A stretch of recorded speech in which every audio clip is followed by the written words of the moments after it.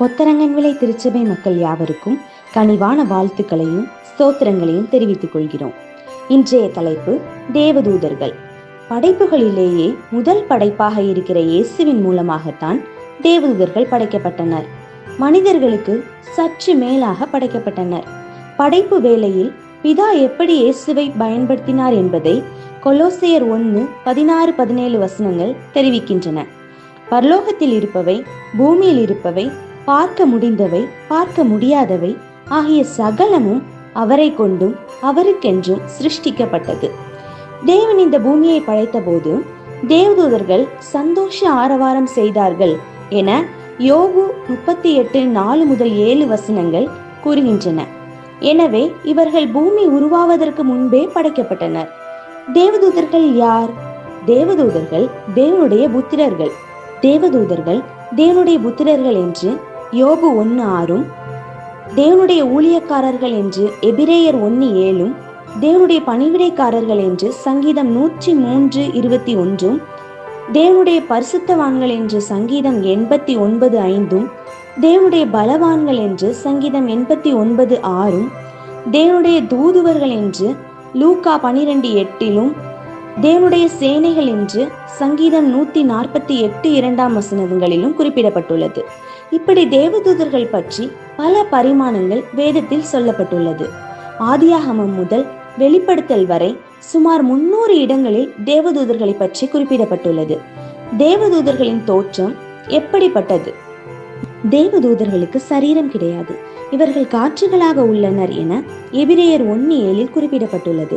தேவதூதர்கள் எல்லோருடைய கண்களுக்கும் தெரிவதில்லை.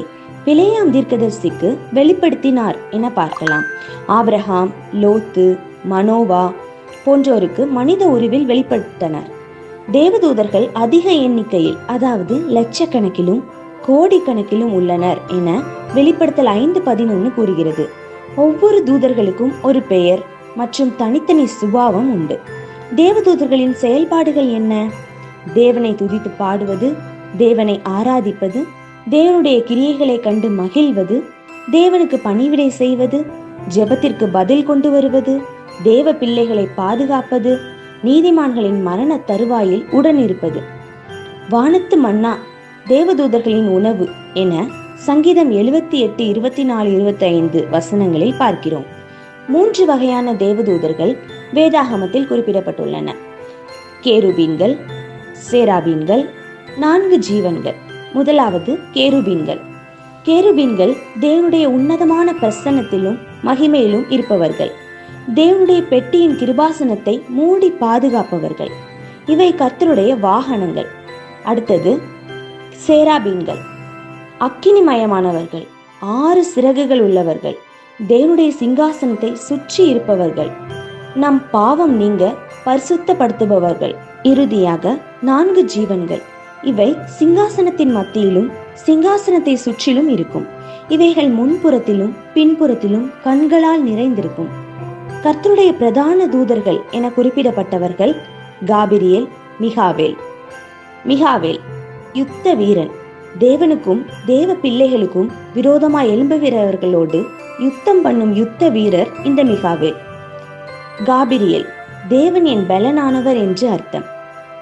தேவ சந்நிதியில் நிற்பவர். தானியேல், சகரியா, மரியாள், யோசேப்பு மேய்ப்பர்களுக்கு நற்செய்தி சொன்னவர் இவர்தான்.